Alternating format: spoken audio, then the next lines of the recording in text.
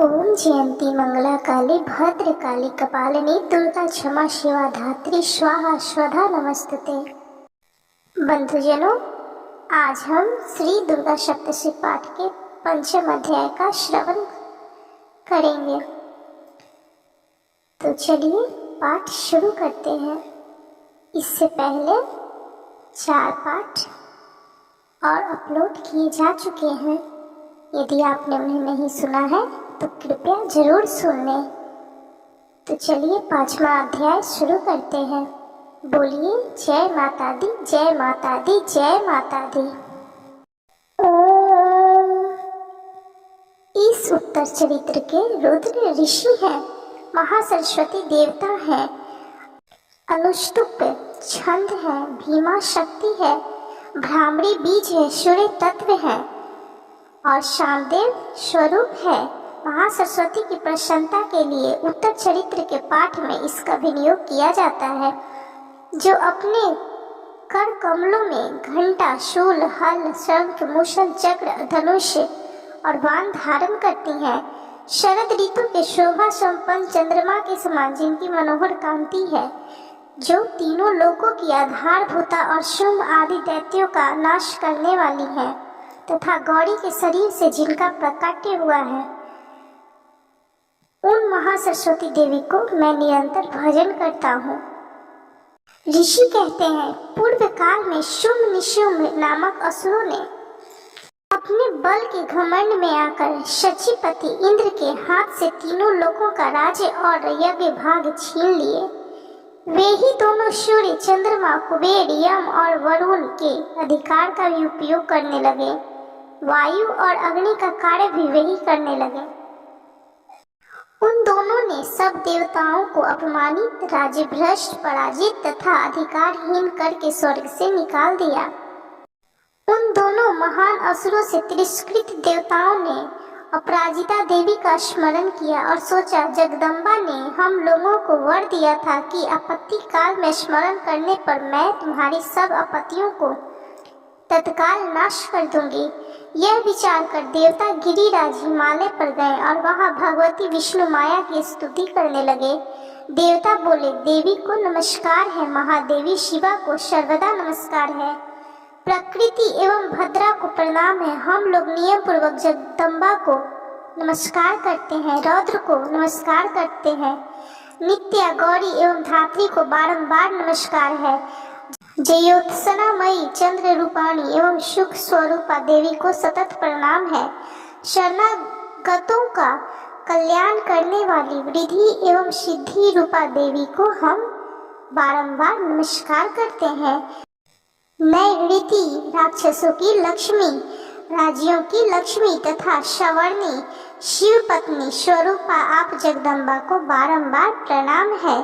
दुर्गा, दुर्गपारा, दुर्गम संकट से पार उतारने वाली, सारा सबकी सारभूता, सर्वकारिणी ख्याति कृष्णा और ध्रुमा देवी को सर्वदा नमस्कार है। अत्यंत सौम्य तथा अत्यंत रौद्र रूपा देवी को हम नमस्कार करते हैं, उन्हें हमारा बारंबार प्रणाम है। जगत के आधारभूता कृति देवी को बारंबार नमस्कार है। जो देवी सब प्राणियों में विष्णु माया के नाम से कही जाती हैं, उनको नमस्कार, उनको नमस्कार, उनको बारंबार नमस्कार है। जो देवी सब प्राणियों में वृत्ति रूप से स्थित हैं, उनको नमस्कार, उनको नमस्कार, उनको बारंबार नमस्कार है। जो देवी सब प्राणियों में स्मृति रूप से स्थित हैं, उनको नमस्कार, उनको नमस्कार, उनको बारंबार नमस्कार है। जो देवी सब प्राणियों में दया रूप से स्थित हैं, उनको नमस्कार है, उनको नमस्कार है, उनको बारंबार नमस्कार है। जो देवी सब प्राणियों में तुष्टि रूप से स्थित हैं, उनको नमस्कार, उनको नमस्कार, उनको बारंबार नमस्कार है। जो देवी सब प्राणियों में माता रूप से स्थित हैं, उनको नमस्कार, उनको नमस्कार, उनको बारंबार नमस्कार है। जो देवी सब प्राणियों में भ्रांति रूप से स्थित हैं, उनको नमस्कार, उनको नमस्कार, उनको बारंबार नमस्कार है। जो जीवों के इंद्रिय वर्ग की अधिष्ठात्री देवी एवं सब प्राणियों में सदा व्याप्त रहने वाली हैं, उन व्याप्त देवी को बारंबार नमस्कार है। जो देवी चैतन्य रूप से इस संपूर्ण जगत को व्याप्त करके स्थित है, उनको नमस्कार, उनको नमस्कार, उनको बारंबार नमस्कार है। पूर्व काल में अपने अभीष्ट की प्राप्ति होने से देवताओं ने जिनकी स्तुति की तथा देवराज इंद्र ने बहुत दिनों तक जिनका सेवन किया, वह कल्याण की साधना भूता ईश्वरी हमारा कल्याण और मंगल करे तथा सारी आपत्तियों का नाश कर डाले। उदंड दैत्यों से सताए हुए हम सभी देवता जिन परमेश्वरी को इस समय नमस्कार करते हैं तथा जो भक्ति से विनम्र पुरुषों द्वारा स्मरण की जाने पर तत्काल ही संपूर्ण विपत्तियों का नाश कर देती हैं, वे जगदम्बा हमारा संकट दूर करे। ऋषि कहते हैं, राजन, इस प्रकार जब देवता स्तुति कर रहे थे उस समय पार्वती देवी गंगा जी के जल में स्नान करने के लिए वहां आई। उन सुंदर भावों वाली भगवती ने देवताओं से पूछा, आप लोग यहाँ किसकी स्तुति करते हैं? तब उन्हीं के शरीर कोष से प्रकट हुई शिवा देवी बोली, शुंभ दैत्य से तिरस्कृत और युद्ध में निशुंभ से पराजित हो यहाँ एकत्रित हुए ये समस्त देवता यह मेरी ही स्तुति कर रहे हैं। पार्वती जी के शरीर कोष से अंबिका का प्रादुर्भाव हुआ था, इसलिए वे समस्त लोकों में कौशिकी कही जाती हैं। कौशिकी के प्रकट होने के बाद पार्वती देवी का शरीर काले रंग का हो गया, अतः वे हिमालय पर रहने वाली कालिका देवी के नाम से विख्यात हुई। तदंतर शुंभ निशुंभ के वृत्त चंड मुंड वहां आए और उन्होंने परम मनोहर रूप धारण करने वाली अंबिका देवी को देखा। फिर वे शुंभ के पास जाकर बोले, महाराज, एक अत्यंत मनोहर स्त्री है जो अपनी दिव्य कांति से हिमालय को प्रकाशित कर रही है। वैसा उत्तम रूप कहीं किसी ने भी नहीं देखा होगा। असुरेश्वर, पता लगाइए वह देवी कौन है और उसे ले लीजिए। स्त्रियों में तो वह रत्न है, उसका प्रत्येक अंग बहुत ही सुंदर है तथा वह अपने श्री अंगों की प्रभा से संपूर्ण दिशाओं में प्रकाश फैला रही है। दैत्यराज, अभी वह हिमालय पर ही मौजूद है, आप उसे देख सकते हैं।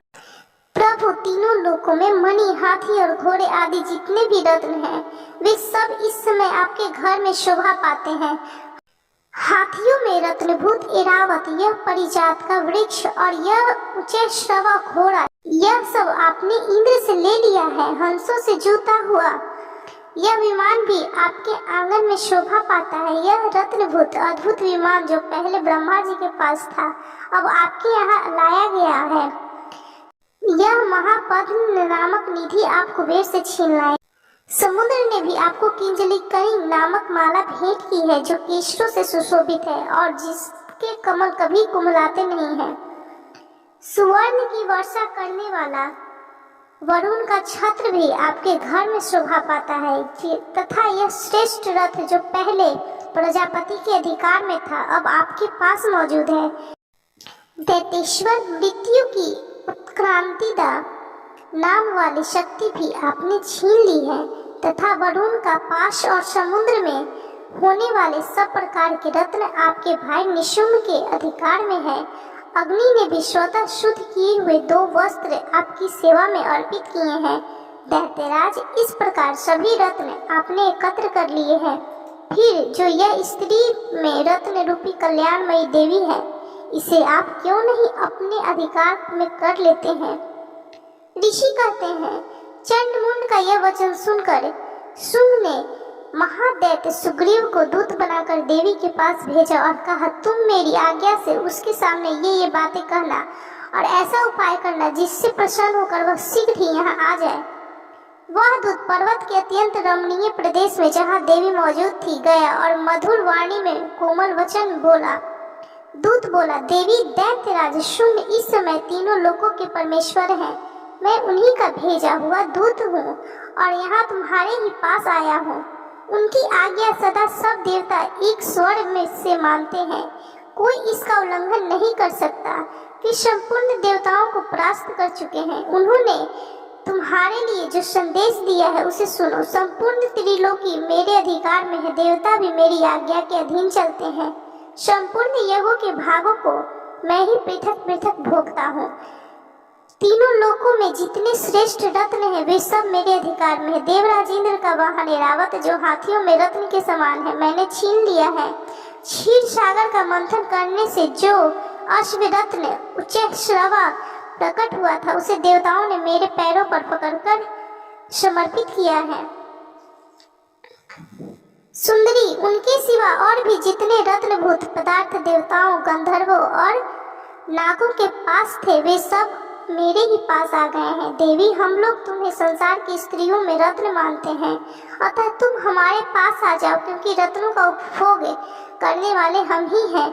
चंचल कटाक्षों वाली सुंदरी, तुम मेरी या मेरे भाई महापराक्रमी निशुंभ की सेवा में आ जाओ, क्योंकि तुम रत्न स्वरूपा हो।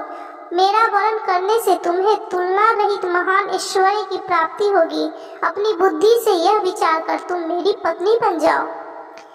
ऋषि कहते हैं, दूतों के यूं कहने पर कल्याणमयी भगवती दुर्गा देवी जो इस जगत को धारण करती हैं मन ही मन गंभीर भाव से मुस्कुराई और इस प्रकार बोली। देवी ने कहा, दूत, तुमने सत्य कहा है, इसमें तनिक भी मिथ्या नहीं है। शुंभ तीनों लोकों का स्वामी है और निशुंभ भी उसी के समान पराक्रमी है, किंतु इस विषय में मैंने जो प्रतिज्ञा कर ली है उसे मिथ्या कैसे करूं? मैंने अपनी अल्प बुद्धि के कारण पहले से जो प्रतिज्ञा कर रखी है उसे सुनो। जो मुझे संग्राम में जीत लेगा, जो मेरे अभिमान को चूर्ण कर देगा और तथा संसार में जो मेरे समान बलवान होगा वही मेरा स्वामी होगा। इसलिए शुंभ अथवा महादैत्य निशुंभ स्वयं ही यहाँ पधारे और मुझे जीतकर शीघ्र ही मेरा पाणी ग्रहण कर ले।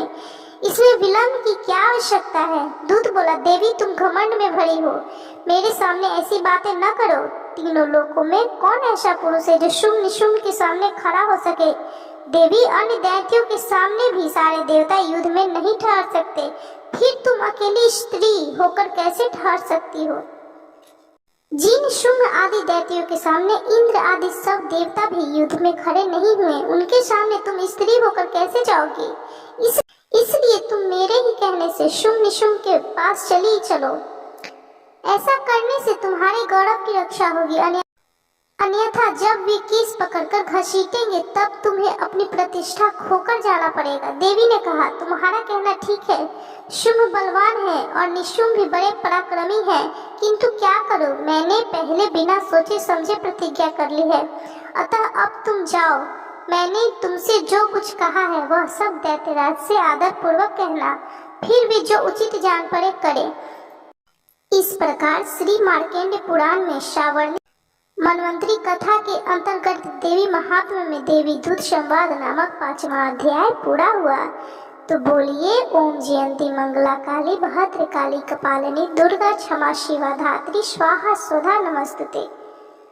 बंधुजनों, इस पाठ का श्रवण करने वाले को माँ दुर्गा, माँ जगदम्बा उनकी सभी मनोकामनाओं को, सभी दुखों को दूर करें तथा उनके जीवन में खुशहाली लाए। तो बोलिए, जय माता दी, जय माता दी, जय माता दी। बंधुजनों, इससे पहले 4 पाठ का वीडियो अपलोड किया जा चुका है, यदि आपने नहीं सुना है तो कृपया जरूर सुनें। और यदि यह वीडियो अच्छा लगा हो तो कृपया लाइक कीजिए, शेयर कीजिए और चैनल को सब्सक्राइब करना बिल्कुल भी ना भूलें।